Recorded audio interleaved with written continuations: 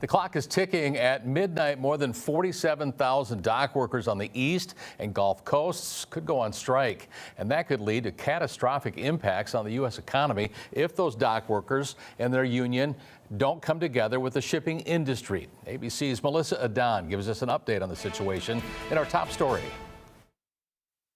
With negotiations stalling, nearly 47,000 union dock workers likely to walk off the job at midnight, kicking off a massive strike that could shut down 14 ports from New England to Texas that handle about half of the goods shipped in and out of the U.S.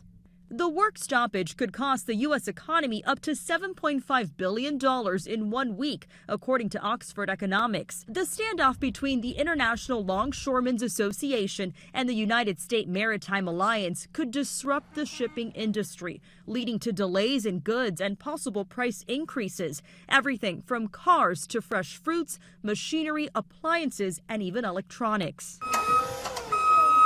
ABC's Elizabeth Schulze visiting a Maryland food warehouse that imports nearly all of its products. VP Kevin Rhee says they've been stockpiling ahead.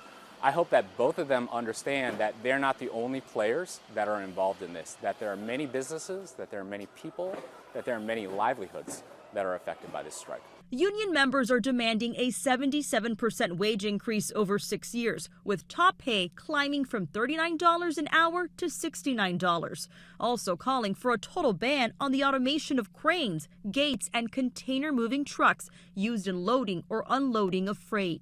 The United States Maritime Alliance has once again responded, now offering nearly a 50% pay hike. The Port of New York, New Jersey, one of the nation's busiest, preparing. We have been taking countless precautionary steps to speed up the process of unloading these ships and deal with the cargo containers in advance of this. President Biden saying he does not plan to intervene, which he has the power to do so, saying it is collective bargaining. Melissa Adon, ABC News, Los Angeles.